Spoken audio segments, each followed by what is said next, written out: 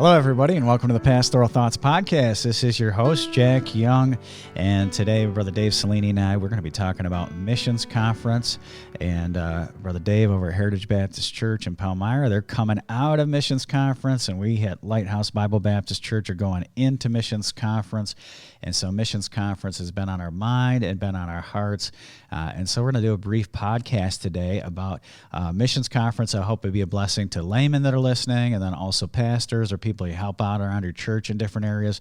Talk about the purpose of missions conference and then some practical ideas for you to get your folks in your church geared up for missions conference. So why in the world? So you always, in everything, you have to answer the big why. Mm-hmm. Why do missions conference? Why should you have missions conference? Well, I love missions conference. It's probably my favorite thing that we do every year, just to bring the need of the gospel throughout the world before the minds and the hearts of the people. It's that great reminder that need is out there, and that it's our responsibility to fulfill the Great Commission, to reach the world, preach the gospel to every creature. And so to have that opportunity for people that have surrendered their lives to go do that personally, to see them, to support them, to pray for them, to give so they can go. It's just all around. It's a great reminder of all of our duty as Christians. Amen. Yeah, to me, missions has always been like a revival in my life. I remember a missions conference at Southeast Baptist Church in Oklahoma City, and I remember for whatever day I was fasting for some reason, and there was a missionary that got up and preached out of Psalms chapter number 83, and every time I read Psalms chapter number 83, it reminds me of that particular missions conference. But missions conference presses, to me, is a spiritual reset button, where the church gets together to talk about the Great Commission, the command that the Lord gave us right at His resurrection, to go ye therefore into all the world, preach the gospel to every creature.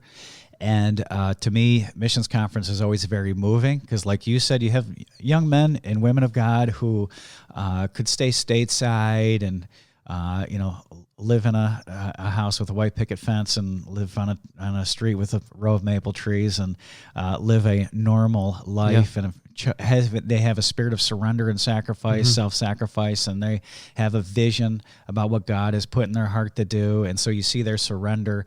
It's a beautiful picture for you. You've got veteran missionaries coming off the field for furlough, taking a break and communicating with their local churches, and they can tell you what God has done over the last several decades. I know we have one particular missionary that is coming home that we have supported for 30 years, and he's going to give a report to us about what God has done the last 30 years, and he's going to be heading into retirement, so you got the testimony of his life.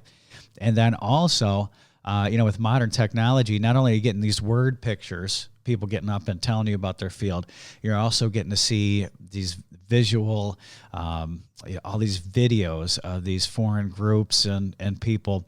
And it really, as Jeremiah said, my eye affecteth my heart. And I really think that, if you go to missions conference spiritually sensitive, even if you don't go spiritually, you have to have the spirituality of a rock. Oh, man. To not be moved in missions conference. So it is definitely a wonderful thing spiritually in the life of your church. Absolutely.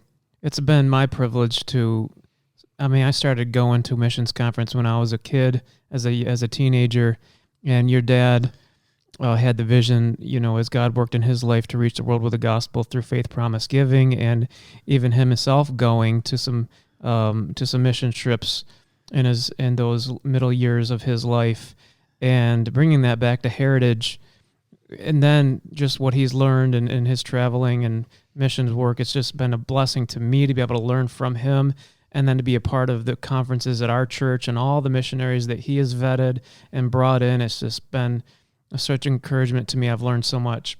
Amen. Yes. So God uses a missions conference in a great way.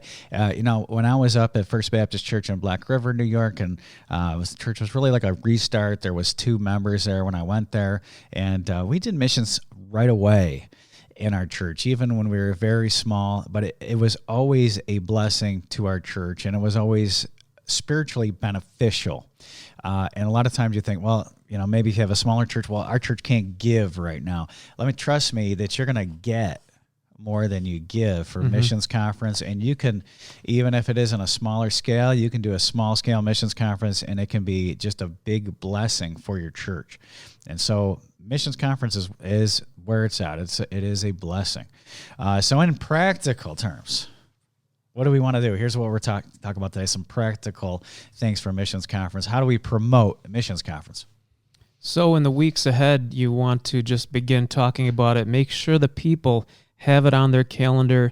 If you're going to be having services throughout the week, Monday, Tuesday, Wednesday night, I mean, you get what you promote, at least a percentage-wise anyway, and just do everything you can, because I think nothing is going to tenderize the hearts of the people more than what they're going to hear on those nights. And then just, announce it, have it in the bulletin. You have that, maybe have that decor out, get those booklets out. We have Faith Promise missions cards that we produce that just kind of gets the people thinking, okay, I've got to renew my Faith Promise giving pledge. What am I going to give for the next 12 months to missions? Start praying about that, because we want that to be a decision the Lord lays on someone's heart so that we can continue supporting the missions. We have booklets that in our church, it's not always the same. Sometimes it's more in depth. Sometimes it's just simple. But this year we put together a booklet that had pictures of the missionaries in a short bio of the man and their name, their field, their website. We have kind of the conference schedule, just snippets of what's going to happen, who's going to be speaking when, Sunday school classes and such. And then we usually try to stick in a little missionary story. We have one in this year by Adoniram Judson, but some years William Carey, Hudson Taylor, people like that, just to kind of set the tone, the atmosphere. Yeah. And so if you're going to get a hold of your church, how do you do it? We have everybody's email. We do MailChimp. So we'll announce it that way ahead of time. And then also you have Facebook. And then you announce every Sunday, and it's amazing. You have to repeat, paint pictures. It's you pastors who are listening know that somebody won't show up to an activity, and they'll say, "Man, I didn't know about that." I'll say, "Man, too bad we didn't put it in the bulletin, announce it on Sunday, send you an email, post it to church Facebook." Oh my! But yeah, we use all those avenues, and we talk about it and get the folks excited about it months out. And as Brother Dave was saying, that to get it on their calendar, they got to know the exact dates. One of the things that we've been putting in the bulletins lately is a insert. It's just half a page, full color, and it's got the 7 speakers that are going to be here, the 7 different missionaries that are going to be here, and it has a time of services on that, so people know in advance when it's going to be at, and they can plan to come for that. Another thing that we're gonna do this year, and we already have implemented it, started it. We have a 24-hour prayer chain. And so there's 15-minute time slots for 24 hours straight. And so the people are going to be praying for missions conference for 24 hours straight in 15-minute increments. And so the kids can sign up for that. The adults, there's plenty of room for everybody in the church to sign up for a 15-minute slot on that 24-hour prayer chain. And then we're trying to get people to sign up for the international dinner. We're going to have that Sunday afternoon after the morning service. And so people sign up for that, and what they're going to do is represent a country. So if they bring in pizza, Italy, pizza, that's an easy one. There you go. And so they're going to represent the different countries there at the international dinner. And so they're signing up for that. And then also they can sign up if they want to host a missionary family. They can sign up, too, if they want to have a missionary family over for dinner. Why would it be a good thing to have a missionary family over for dinner? What a great opportunity for families to get to know missionaries more personally when you see those newsletters or see their picture on the website or on the wall. You spent time with them, you got to know them. It's great. I mean, your kids, your spouse can interact with these people and just have their spirit rub off, and I've seen it in my own home, and as we have people over, we had a missionary over a few times this week, and I was able to invite a young man that we've been working with, new in our church, and a single young adult, and he came over while I had this missionary couple over, and so it was just a great opportunity to have a different way to impact people through their lives. And let me say this also, from an assistant's perspective, in promoting the meeting, I think it's important if you're a ministry leader in your church, whether it be Sunday school teacher, youth pastor, whatever it is you do, work with college and career age, you get behind that and you promote that in addition. It's not Amen. Just the pastor saying something behind the pulpit. I would tell my class about it, my teenagers, hey, look, you're teens. You can give the Faith Promise missions too. My young adults, we had Sunday school coming up, and we were going to have a guest missionary in our class that Sunday, and I texted them all and just said, hey, I want you to know these people, you don't have to listen to me this Sunday. Right. We're going to, and we did something awesome. It was like he didn't really teach a lesson, but we had question answer, and I had some prepared questions for them and gave them an opportunity to ask questions. And it was, I just felt like it flowed so well, and it was used. Yeah. But as under shepherds within the church, I think we have avenues to promote it as well. Yeah, so to have, if you're a Sunday school teacher and you get a real live missionary inside your class, and you can talk about it for weeks to come, and like you said, you get what you promote, and so in the child's minds, so like, no, we're going to have a missionary, and he goes all the way over to this particular country, and he preaches the gospel over there, and they are heroes. Yes. And so they should be held in esteem, and you see that in Scripture, that you mark those that walk so. And so this person's behavior, the fact that they surrendered their life to go serve the Lord in a foreign field, ought to be marked and ought to be upheld to the kids. And one of the things, and the reason why, like, having people over for dinner and interacting with missionaries one-on-one, if you're a layman, is so important, especially in your own life spiritually. And one of the reasons why I had this podcast is so I can talk to great people like you, Dave. And it gives us a platform, an avenue for me myself to dig into other people's life and just get nuggets of wisdom from them. So in a high tech culture, you cannot replace high touch. Meaning so putting people in interaction with one another. So you expose your kid in his house, at the dinner table, to a missionary and their family.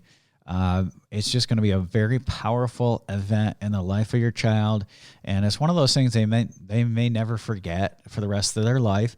I'm not saying that they're going to be called to be a missionary. I mean, that'd be great if they were, but they're around somebody that has a spirit of surrender, and that's what we're all supposed to have. Even if you're you're a dump truck driver or whatever, you're still supposed to be surrendered to the Lord, and to expose your children to something like that is wonderful. Yeah, I told our classes, this guy got up to speak, and we have young people that are struggling. They're wondering, is this thing for real? Do I believe in God?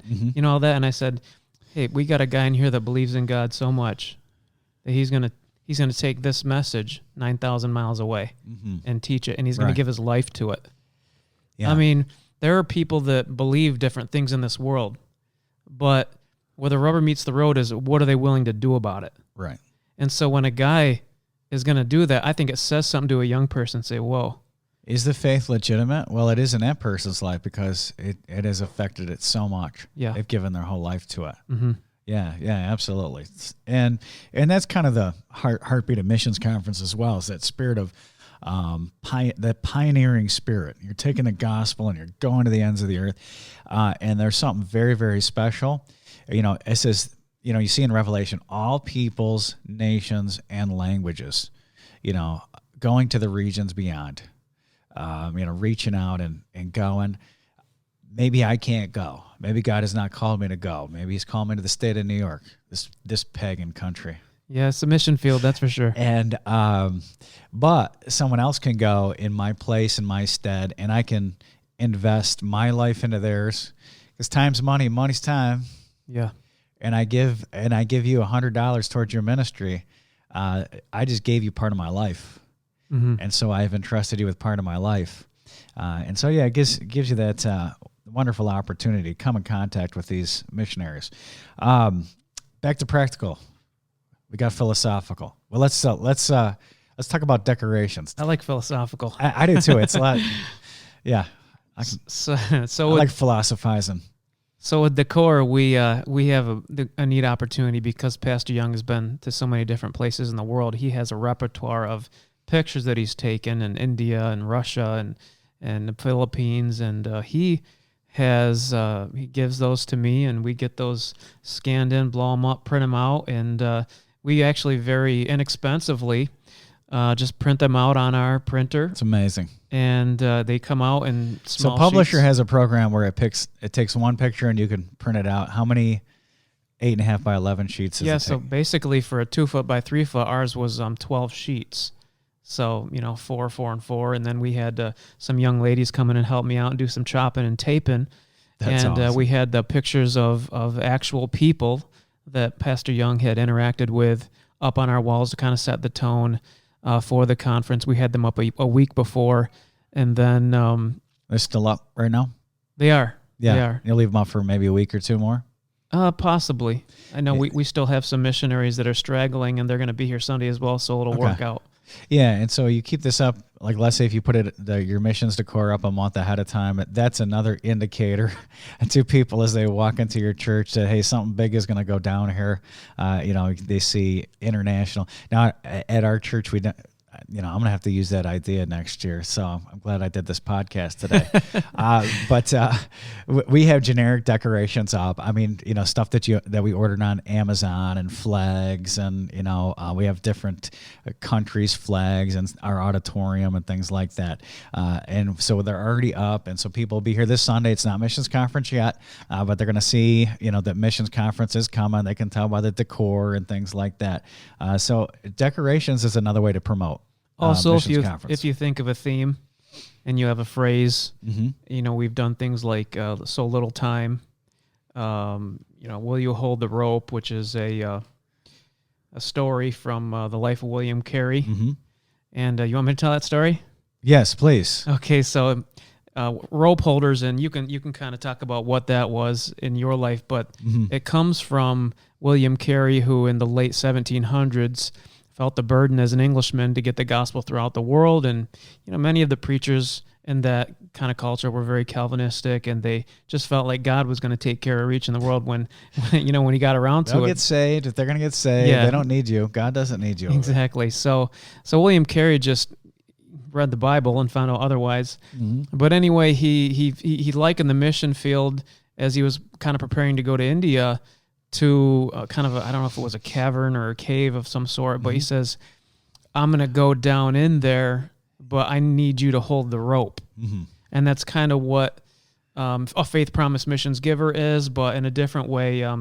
Brother Jack has experienced this. Well, in Oklahoma City, Dr. Jim Vineyard, big missions church down there, a lot of missionaries go through Oklahoma Baptist College, and it was almost essentially a missions training college. They did train preachers as well.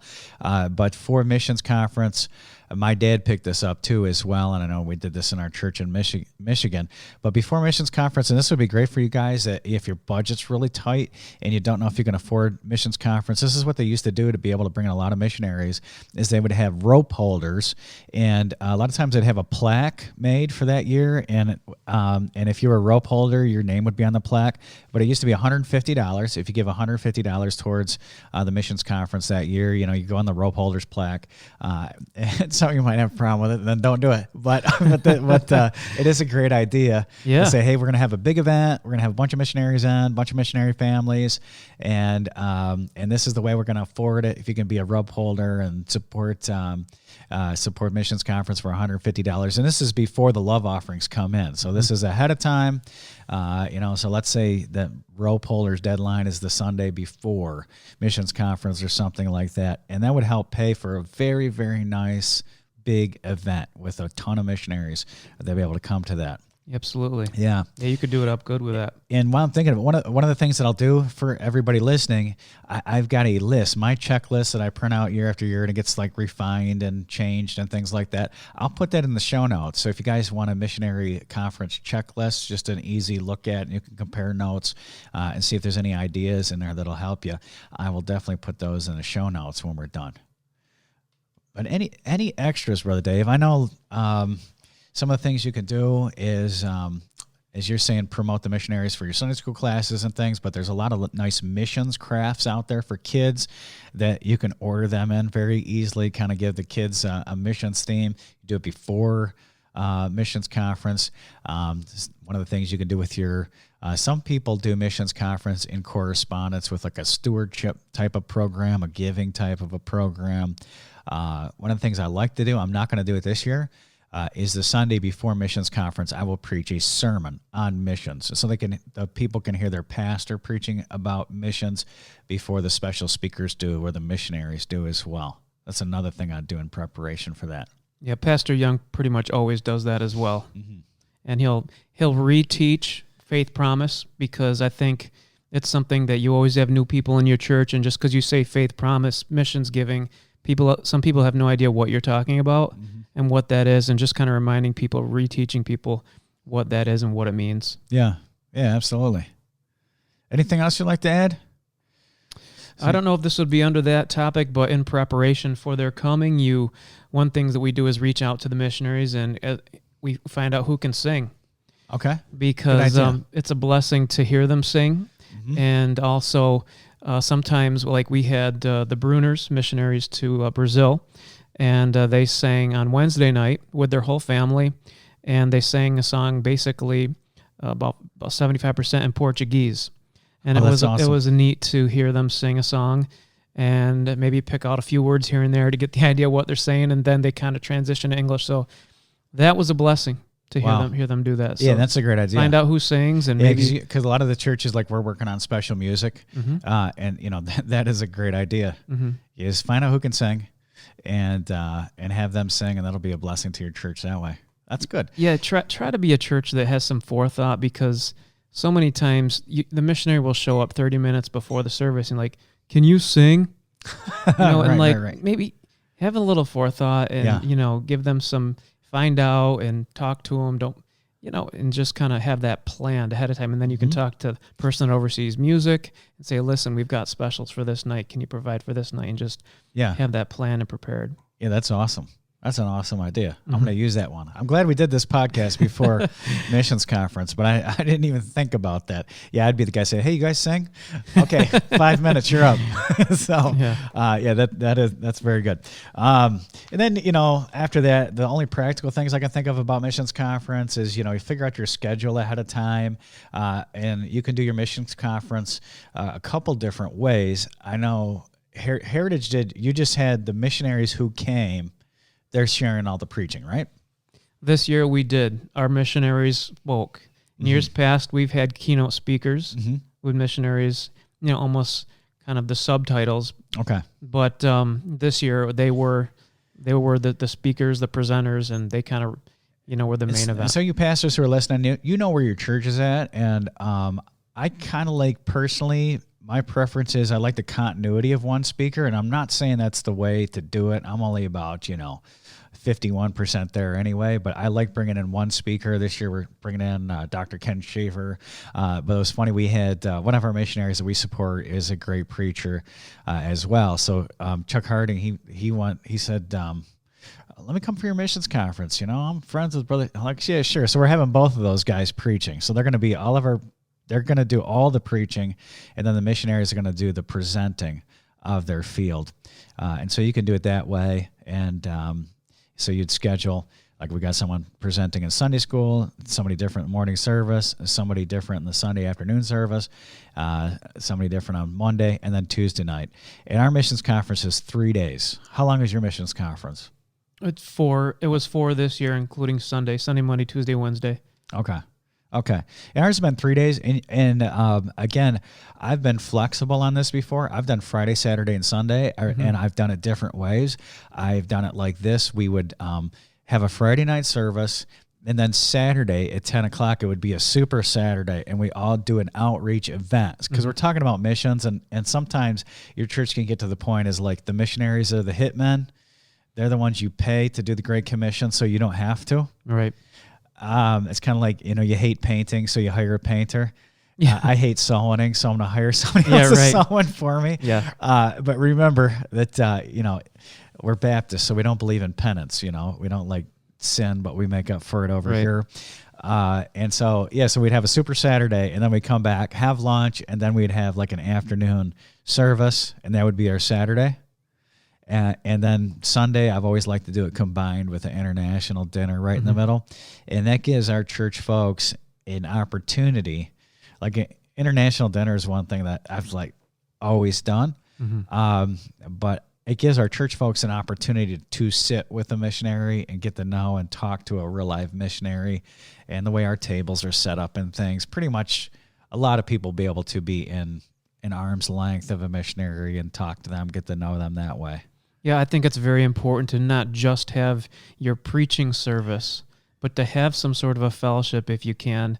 And if you did a soul winning outreach event, because let's say you had a missions conference on Saturday, you can pair up, your laymen with some missionaries too, and they could, just watch and learn and see that way. Yeah, that's a great idea. Yeah. Any other practical things? Philosophical things? Philosophical. Who are we? Why are we here? Where are we going? Yeah. But I think we can wrap it up right there. Brother Dave and I are going to do today, if we have time, we're going to do a podcast on youth and working with youth. And so be mindful of that. And then, go ahead. I had one more thought I wanted to give out there. So I think as a pastor, let me encourage. Here I am, an assistant pastor. I just want to encourage. I'm speaking vicariously. What would Pastor Young say? Hey, I got a joke for you. Sure. Okay. And so these guys want to go hunting. They stop by and you could rent this. You can rent dogs sometimes to go bird hunting. And so the guy said, "Okay, I got the best dog. It's the hardest working dog you ever seen. He's just go, never stopping me. He'll get down in the weeds and just root out whatever bird. You're gonna love him." But here's got one stipulation: you have to call him by his name and don't mess up his name or you'll ruin him. I said, "Well, what's his name?" "Assistant pastor." And so sure enough, they took assistant pastor out. It was the best day of hunting they ever had. This dog was just like pointing out bird after bird, jumping into the thickets and just working his tail off out there all day long. They came back with a bunch of birds, very, very happy. So the next time they went hunting, they stopped by to rent the same dog. And the guy said, "You can take the dog, but he's ruined. I mean, he's not a good hunting dog anymore." And they said, "What happened?" He said, "Remember how I told you that you had to call him by his name, assistant pastor?" Well, he says, somebody called him pastor. and all he does is lay around and bark. Anyway, what were you saying? This whole idea of in preparation for missions conference and having these people come in, I think that as these guys, as much as we lift them up and admire what they're doing, they are accountable to the local church. And I think that it's important for us to remember that they're not apostles. They're missionaries. And they're being deputized by us. And they have a measure of accountability to the local church. And I think that it's important as you prepare to have missionaries, you are in the driver's seat as a pastor.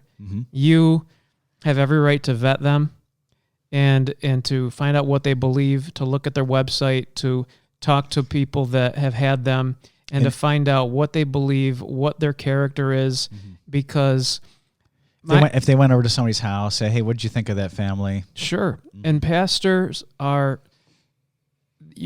we're stewarding the sacrificial giving of our people. And you have some old lady that loves the Lord, and she's given her 2 mites. And she wants to give to missionaries. Yeah. And you don't want to be supporting some guy that's a lazy bum or, touring some country. And I know a missionary needs to be able to have the liberty to do what he thinks the Lord wants him to do. And it's not like we're trying to control anybody, but, don't hesitate to, there's many people looking for support. Yes. And you can get the ones you want. You can get, and you'd rather, I've talked to Pastor about this many times, we'd rather support less for more, because what we're doing is Amen. investing. Amen. It's an investment, Yes. and we want to reap eternal dividends. And saying, yeah, amen. I agree with you wholeheartedly and completely. And yeah, it's an investment opportunity, and you are the people's stockbroker. And so you got to make sure that they're getting the best return possible on their investment. And there are some people worth vetting out. Not to, if you listen, I don't want to speak down towards a fraternity of missionaries, but there's some that, it's just like, God bless you, appreciate what you're doing, but, we're not interested in, this doesn't look right for us at the particular time. And we have the same philosophy here. Brother Gabe Gonzalez, he's our missions director here, and we've talked about this at length, is that we would rather invest more in less. And we want quantity over quality as far as our missionaries. And there's some guys I would rather give $100,000 than give $100,000 to 100 different people. I'd rather, because I can trust them, and they're doing the work. And so, amen. Yeah, that's good. That's good. We'll end on that philosophical note. And make sure you visit Furtherance Media. It's .org. Com. .com. Yeah. And get all your printing done with Dave. Don't be a cheapskate, man. Don't rip off his artwork and send it to another printer. And some of you guys' websites look terrible, and that's why you're not having any visitors lately. Go visit Brother Dave at furtherancemedia.com. Thank you. All right, we'll wind it up there. Thank you so much for listening. I hope it was a blessing to you today. Thank you so much today for watching this podcast. We hope you enjoyed it. Please like and subscribe to this channel. Also, if you'd like to reach out to us by way of email, you can email us at pastoralthoughtsmail@gmail.com. And if you'd like to, I do write a blog, and you can subscribe to that at pastorjack.org. Thank you, God bless you, and have a great day.